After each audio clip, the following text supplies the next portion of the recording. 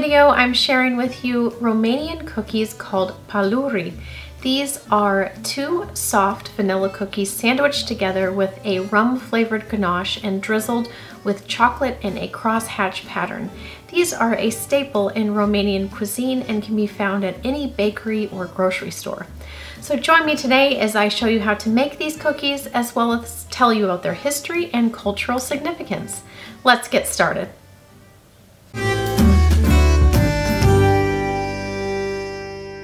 First, we're going to begin by making the vanilla cookie bases. To a large bowl, add 200 grams or 14 tablespoons of softened unsalted butter with 200 grams or 1 3/4 cup of powdered sugar. Beat this all together until it is soft and creamy. Fancy little cookies like Paleuri became popular in 19th century Romania when many Romanians began a fascination with French culture and started seeking their education in Paris. They brought back with them langues de chat cookies, cookies made with meringue and ground nuts, cookies filled with jam or ganache, and other French-inspired treats. Around the same time, the Italians came to work in Romania and brought with them ladyfingers.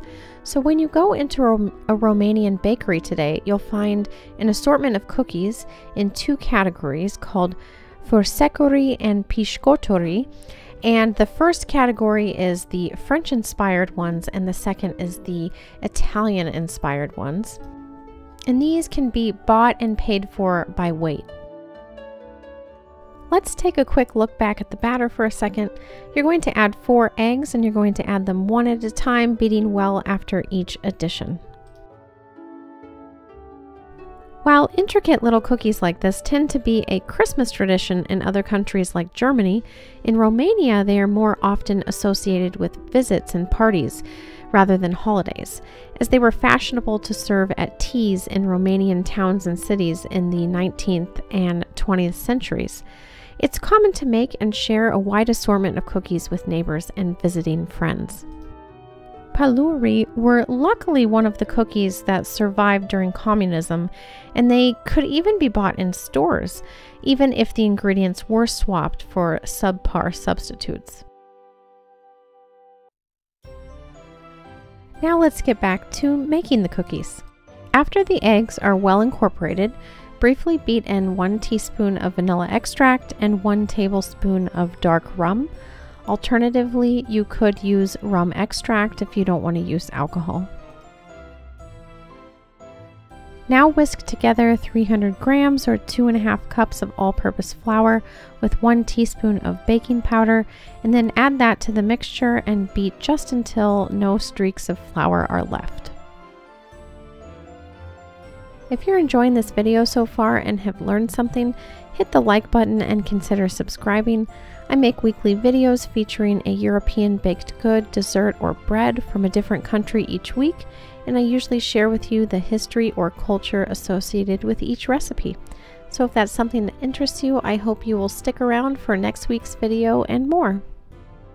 These cookies are going to be piped onto the baking sheet rather than dropped or sliced, so you'll need some sort of piping bag to put your batter into.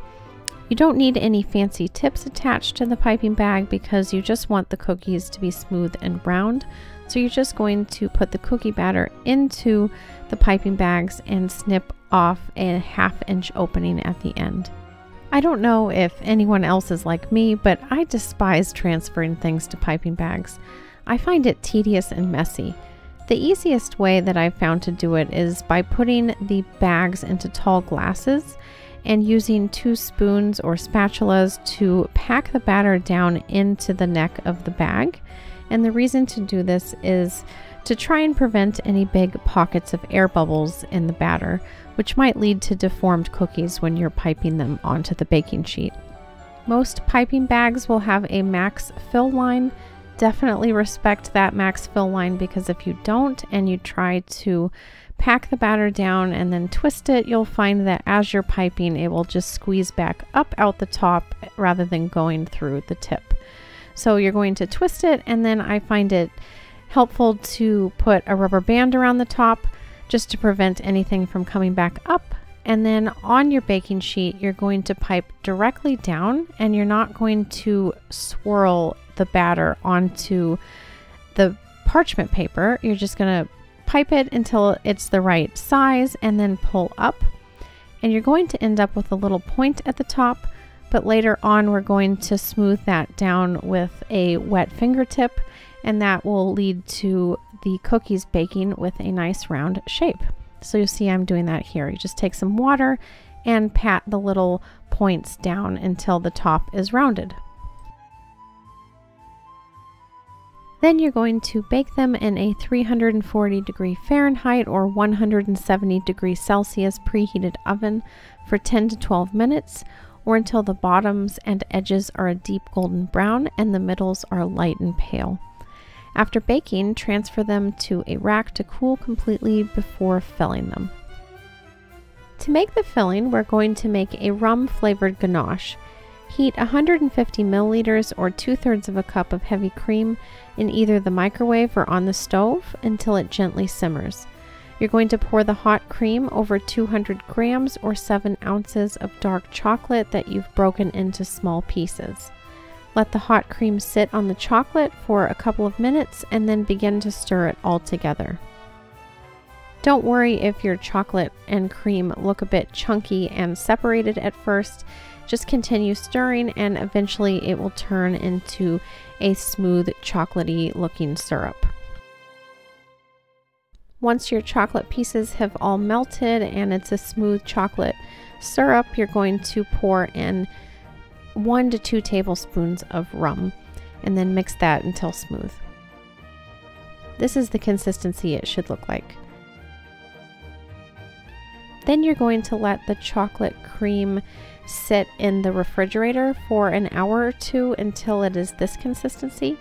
I actually sped up the process a little bit and put it in the freezer for 20 minutes, and then I stirred it and then put it in the refrigerator for another 20 minutes, and I was able to get this consistency within 40 minutes of splitting between the refrigerator and the freezer.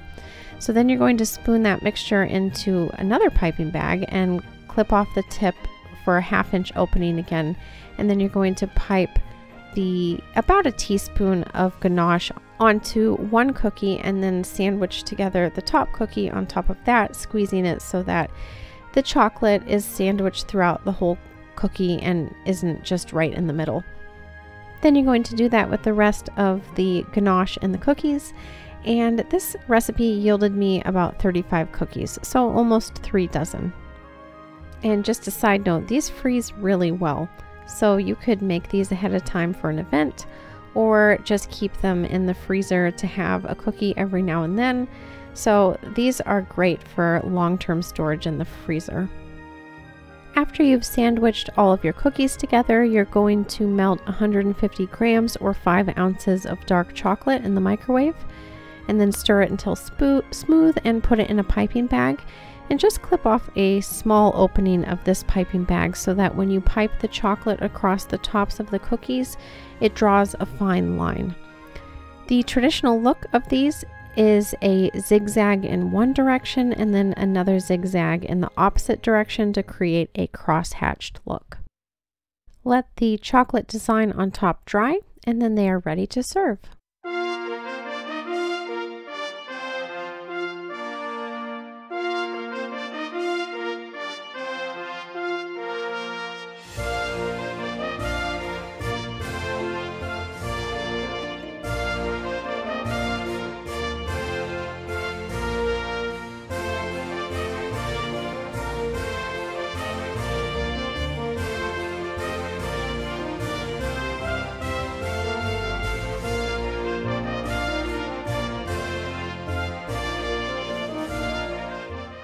I love the look of these little cookies. They're very elegant. Let's try them.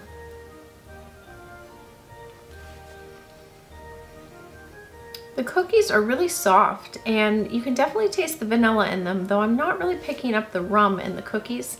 And the chocolate ganache is decadent. Perfect with the dark chocolate. It gives that really strong chocolate flavor. There is a hint of the rum flavor in there, but it's subtle. So I'm almost wondering if rum extract would impart more of a rum flavor than actual rum itself, or maybe I just didn't add enough rum and I needed to up the quantity. But I would 10/10 recommend these. These are delicious, they're elegant, and they're perfect to bring to a friend's house for coffee or tea together. They're a perfect little treat for that. If you enjoyed this video and you learned something, I hope you'll hit that like button and consider subscribing if you haven't already. I'm Kristen if you're new here, and I make weekly European bakes with a side of history and culture. So if that's something that interests you, I hope you'll subscribe and stick around and take a look around the channel and watch some old videos and hit the subscribe button to be notified of the new videos that come out every week. And don't forget, there are membership options to the channel now. So click that join button below and you'll see 3 tiers to choose from. And this is a way to monetarily help support my efforts in bringing these videos to you. But there are also perks in joining as well. So take a look at each tier and see which perks are interesting to you. Things such as being able to watch the videos before the general public gets to watch them, as well as helping me decide which things to bake for future videos. So I hope you'll sign up below. If you absolutely love making cookies like I do, I hope you will check out my massive cookie playlist here. There are so many different ones to choose from, but if you are like me and it's too hard to decide, watch this video next for Hungarian non plus ultras. Those ones are elegant and delicious. And I'll see you next time.